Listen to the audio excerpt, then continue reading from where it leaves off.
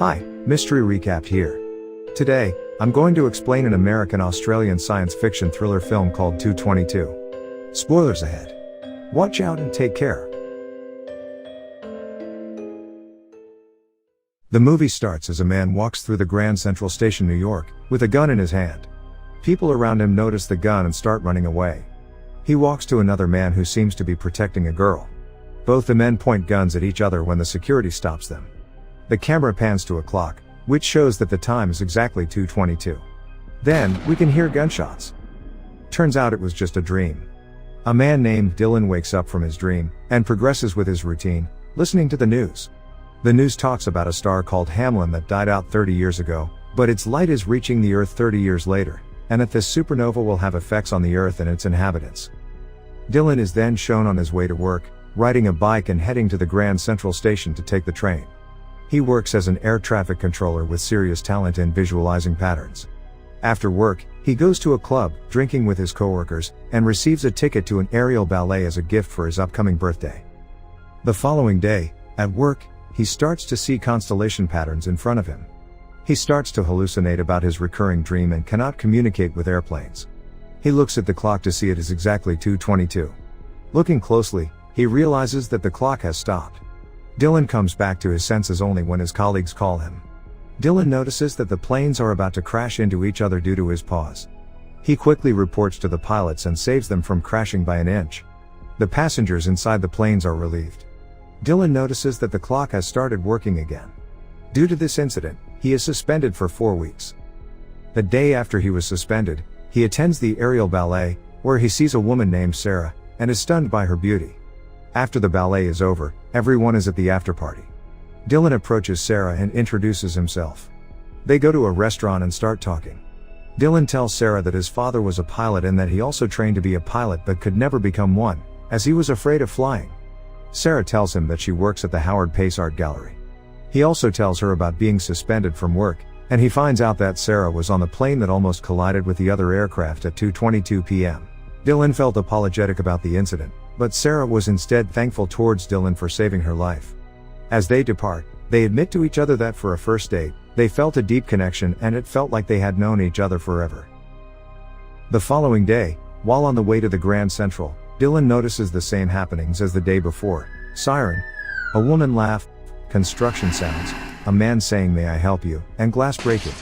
As he arrives at the Grand Central Station, at 2:21 p.m., he sees a businessman reading his newspaper, a couple hugging each other, a line of preschoolers where the last child in line drops something, and a pregnant woman under the clock. At exactly 2:22 p.m., the window of the station shatters. He then goes to meet Sarah and asks her out to an early dinner. He goes to Central Park with her for ice cream. Sarah reveals that she had stopped dancing because of an injury. Dylan feels bad, so to cheer her up, he plays a song and starts dancing in front of her. She joins him and the two happily dance together in the middle of a busy park. In the end, they kiss. They go to Dylan's apartment and make love. The next morning, they lie on the bed and cuddle. Dylan asks Sarah where she got her necklace from, to which Sarah replies that it was from her ex-boyfriend, Jonas, who happens to be the main artist of the gallery at which she works. Dylan asks when is Sarah's birthday and they find out that both of them were born on the same day, April 18, 1986, and they are both turning 30 within a week's time. Dylan suddenly hears a car crash on the road below his apartment at exactly 9:15 a.m., and he tells Sarah that it is the third day in a row that the same incident had happened. Dylan then takes a cab, going to Grand Central. As the driver takes the shorter route, Dylan tells him to stop the cab and notices again the same pattern of siren, a woman laugh, construction sounds, and a man saying "May I help you?" Dylan then shouts for the cab to stop, and this infuriates the cab driver, who turns around to tell Dylan off for shouting at him. Just then, another car hits them both, causing the breaking of the cab's glass windows. Even though Dylan is injured, he goes to the Grand Central Station and sees the exact same pattern of events.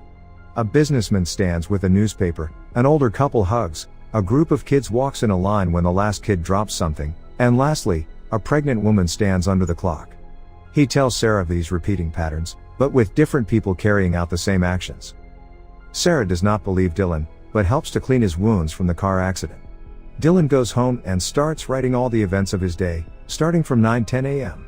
First, he writes about the drop of water, then a bug dying, and a plane flying overhead. The following day, Dylan goes to the top of his apartment building to see if the pattern repeats itself.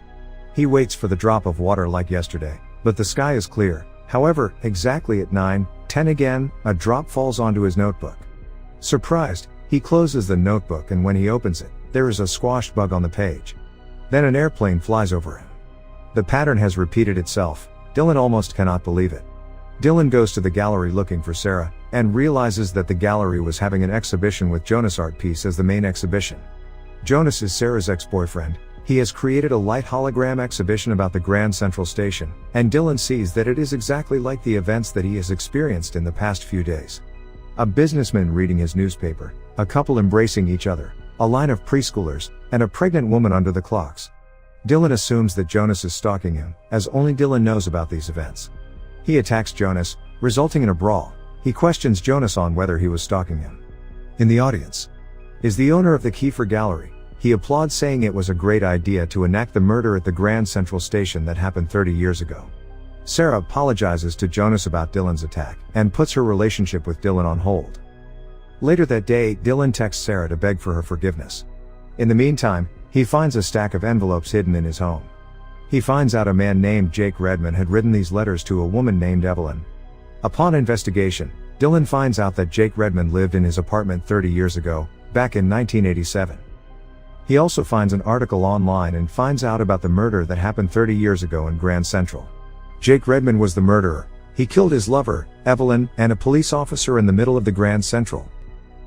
Evelyn was even pregnant at that time. The murder occurred exactly at 2:22. Jake killed Evelyn out of jealousy because Evelyn was in love with the police officer, Noah Marks, whom Jake killed that day too. He also finds that Jake, Evelyn, him, and Sarah share the same birthday. In fact, he and Sarah were born on the day Jake and Evelyn died. Dylan connects the dots, and figures out that he and Sarah are Jake and Evelyn in another life. Then he finds Evelyn's address in the letters, and visits her home. Dylan meets Evelyn's sister, who tells him that Evelyn loved Jake a lot, so she thinks the theory that Jake killed Evelyn because she loved someone else is false. She also informs him that Noah, the police officer, was in love with Evelyn too. When Dylan gets back home, he links the constellation that is taking place after 30 years in their situation. He sees that the 3 stars involved in the constellation are actually Jake, Evelyn, and Noah. Currently it is Dylan, Sarah, and Jonas. Since the constellation has returned, their fate has returned too. He texts Sarah about what he has been seeing, and asks her to meet him. Sarah is in the gallery looking at Jonas's holograms. She tells Jonas about Dylan's findings, but Jonas dismisses it as Dylan's delusions. Later that day, Dylan is in his apartment when Sarah visits him. She sees him distressed and tries to console him. Dylan tells her that since the following day is their birthday, there is a chance he can kill her. Like Jake killed Evelyn. So, he tells her to go away and never meet him again for their own good. After Sarah leaves, Dylan loses control and starts breaking things around his apartment. He then goes to the terrace with the intention of jumping off the building, but he changes his mind. Sarah, on the other hand, goes to Jonas's office and tells him everything that happened. Jonas offers to take her on vacation to get her mind off Dylan. The following morning, Dylan realizes that the water drop, the bug, the plane, and everything that happens in the pattern, happened to Jake the day he died. The pattern has been trying to inform Dylan that Sarah is in danger. After figuring this out, Dylan runs to save her. He calls her several times on the way, but she doesn't pick up. So, he goes to Jonas's office.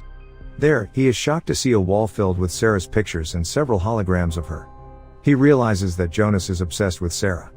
He also finds an empty case of a gun and is now sure that Sarah is in danger. He rushes to the station to find her. Meanwhile, Jonas and Sarah are in the Grand Central Station buying the tickets for their journey. Jonas tells Sarah to wait for him under the clock. History is repeating itself. Jonas returns to her with the tickets. He too realizes that they are living their past. Sarah tells him that she cannot go with him because she is in love with Dylan. Agitated, he asks Sarah to tell him that she loves him, but Sarah refuses just as Dylan arrives at the station. Jonas, thinking that Sarah called him there, gets enraged and makes his way towards Dylan with a gun. Sarah begins to see the same characters that Dylan had described. The businessman, the couple who hugs, the children, and so on. She comes to realize that everything that Dylan said was true. But that also means the pregnant woman under the clock is Sarah herself. Jonas first points his gun towards Dylan, and then he points to Sarah, saying that if he couldn't have her, neither could Dylan.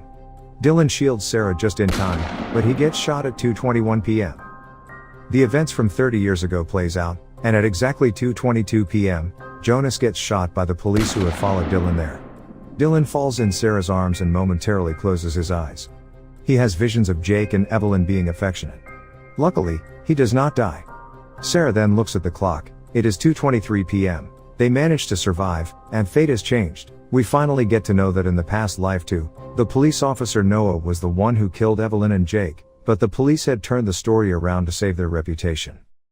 The dying star, Hamlin, mentioned at the start of the movie finally disappears, but a new star is immediately reborn. In the ending scene, it is shown that Dylan and Sarah are living happily, with Dylan having finally overcome his fear of flying and is now a pilot, and Sarah smiling affectionately at their baby in the cradle.